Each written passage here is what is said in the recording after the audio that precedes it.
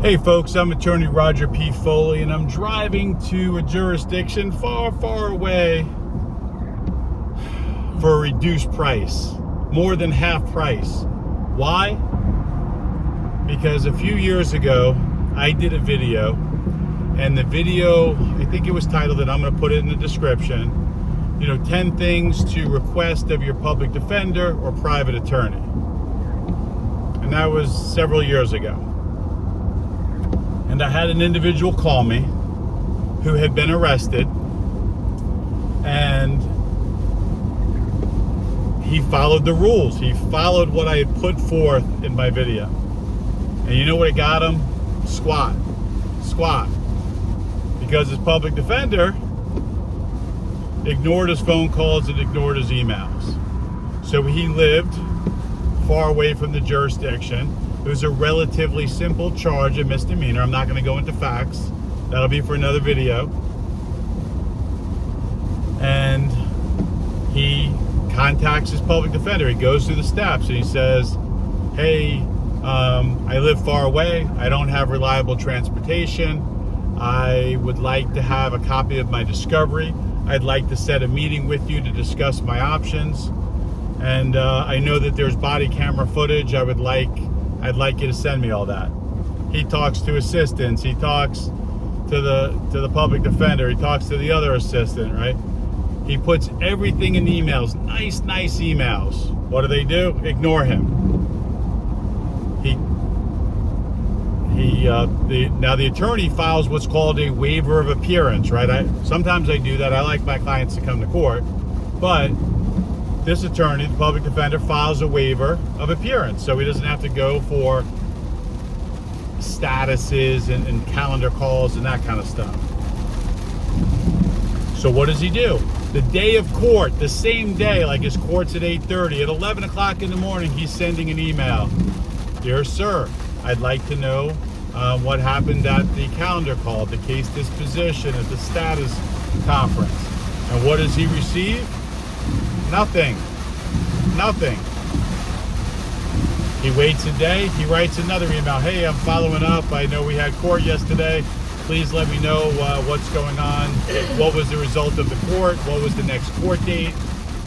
And again, goose egg. This guy sends several emails. Well, it turns out that the public defender set his case for trial. Now he says in these emails, I'd like to discuss a strategy. What would be our strategy? What are my options? That kind of thing. Nothing. The day before he's due to go to trial, several hours away in a jurisdiction far, far away, he gets an email at like 4:20 in the afternoon. You're required to be at trial tomorrow. Hasn't seen all his discovery, hasn't seen his videos, hasn't seen the body camera, hasn't had a conversation about what the strategy is. Is there a defense to it? Is there an option? Nothing. And he can't get to the court. And he'd already told them that he had a problem doing that, so he was trying to set the phone conference. Public defender says nothing. Judge issues a warrant with a really high bond. When I say a really high bond, I mean a really high bond. Young man has no criminal history.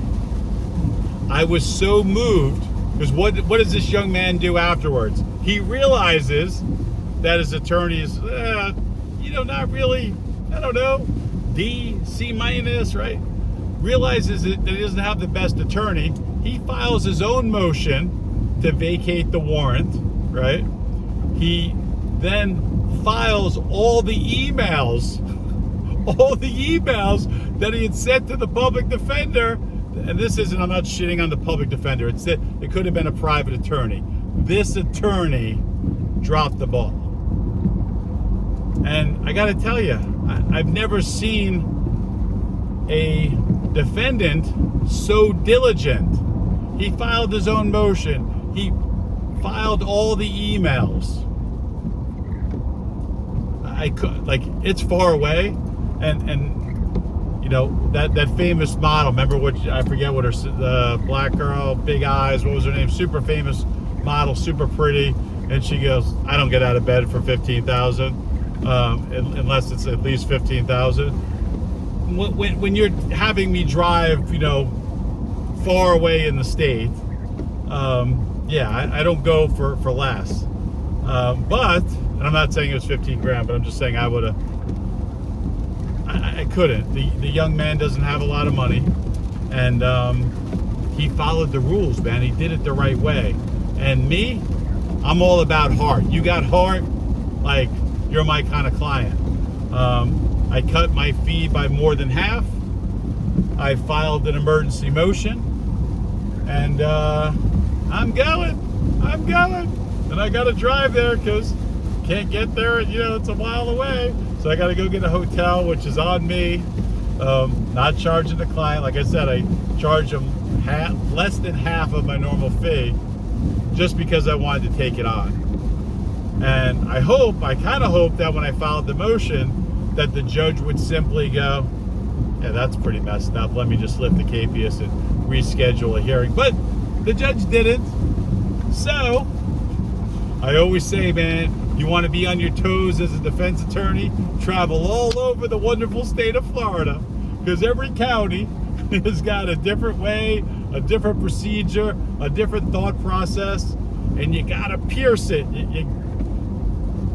Look, should the client have been at there? Yes. Should he know his court dates? Yes. Should his bondsman? Yes. Like, all of those things, yes. But if your attorney doesn't respond to you, doesn't respond to your emails, all in writing, just like I recommended in the video, see the description, nothing. Literally responds to the guy the day before trial at 4:20 or 4:30 in the afternoon. Yeah, tomorrow you got to be a trial. Like, be a trial? What are we trying? Like, what's my defense? What are you gonna? I couldn't let it sit.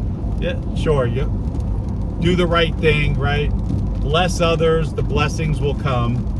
I'm going to do everything I can to bless this young man's situation. So, I'm attorney Roger B. Foley. Sometimes the system works, and even when you're super diligent, sometimes it don't. Anyway, I'm attorney Roger B. Foley. Give me your thoughts. See ya.